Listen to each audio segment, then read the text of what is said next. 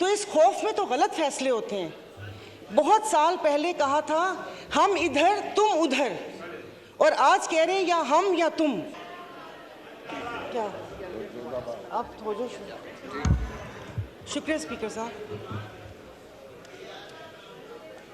Speaker साहब उस वक्त टाइम मांगा था जब पीएम साहब बैठे थे और वो तकरीर कर रहे थे और कुछ आइन और कानून की बातें कर रहे थे। प्लीज शुरू कीजिए। जी, मैं शुरू कर रही हूँ। तो मैं तब से लेकर अब तक तो वो कह रहे ना हैरतों के दरिया में गोता जानूं कि समझ नहीं आ रही मुझे कि फिर क्रेडिट तो बनता है ना कि खान साहब ने इनकी भी आंखें खोल दी। तो फ़र्क क्या रह गया कि कुछ अरसा पहले इदारों पर उंगलियां उठ रही थीं, उन पे सवालात उठ रहे थे, आज ये अदलिया पर उंगलियां उठा रहे हैं। तो वन मैन शो तो 75 सालों से इस मुल्क में, और अगर थोड़ा लाइटर मोड में बात करूं तो इतने सारे लोग वन मैन शो परफ्यूम भी लगाते होंगे। क्या पार्टी में वन मैन शो नहीं होता? तो पूछना मुझे, मेरे 2-3 सवालात हैं। पूछना ये था कि यह वन मैन शो कि नहीं होगा, क्या ये सिर्फ अदलिया की हद तक होगा या इसका इतलाक बाकी इदारों पर भी होगा? यानी कि आप हालात उस नहज तक लेकर जा रहे हैं कि नाउज़ुबिल्लाह फिर चीफ ऑफ आर्मी स्टाफ भी ना हो, सारे जनरल चीफ हों, एक उनका फैसला नहीं होगा। मुईशत तो तबाह कर दी, अब हाथ धोकर इदारों के पीछे पड़ गए हैं। इन 75 सालों में जो बारियां लगी उनमें इनको ख्याल किसी चीज़ का नहीं आया। अब जब बात अपने पर आई तो फिर इनको इदारों की खामियां भी दिखना शुरू हो गई। जो आवाम मर रही थी और जो इंसाफ का जो क्या कहते हैं कितने नंबर पर चला गया, कहाँ से कहाँ तक, तब ख्याल नहीं आया। लेकिन वो कहते हैं ना कि जब अपने पाँव जले तो फिर इदारों के ऊपर आ गए। और उस वक्त से मुझे सिर्फ एक बात पूछनी है कि ये जो ऐवान है ये अवाम का ऐवान है या इनके मसाइल हल करने की जगह है? ये कल भी जब ये स्पीच हुई थी, आपने ज्वाइंट सेशन बुलाया था, मैंने कहा शायद इस बाबरकत महीने में जो अवाम सहर व अफ्तार की लज्जतों से महरूम है, उस महंगाई में पिस रही है, शायद उसकी बात होगी। लेकिन वो लग रहा है जैसे कोई घिसी पिटी कैसेट वापस से लगा दी, और मतलब जैसे हम इस मुल्क के शहरी नहीं हैं या यादाश्त कमज़ोर है कि जो हमें पता ना हो कि यहाँ पर तोशा खाना का तो जिक्र हुआ लेकिन हार का जिक्र करना भूल गए।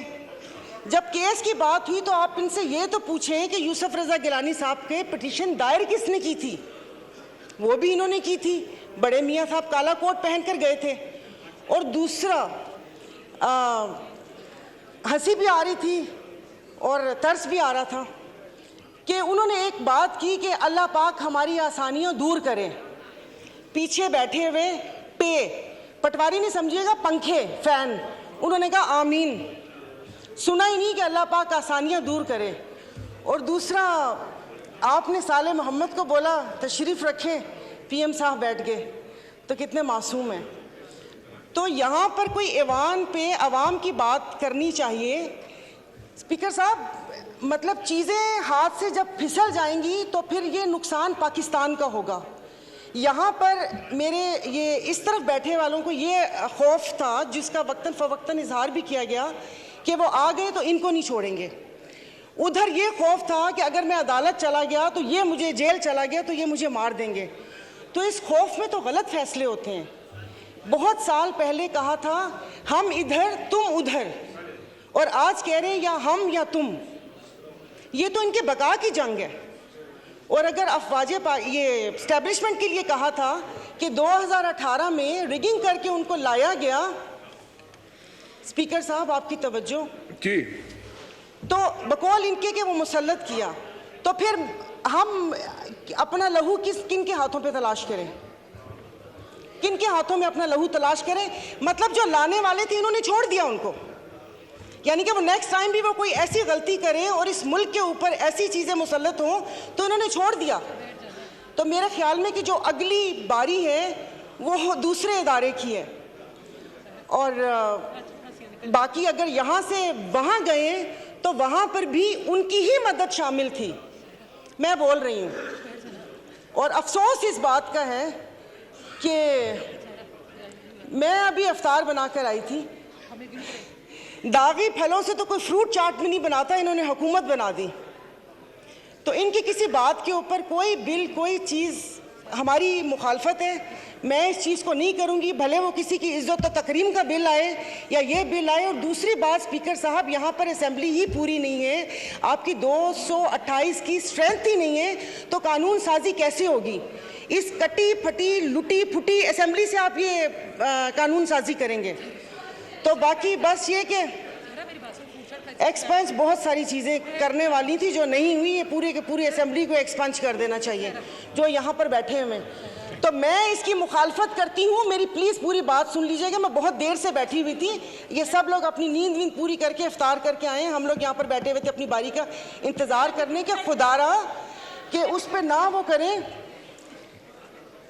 अब एक शेर बनता है डस्के पे, सुना दूंगी।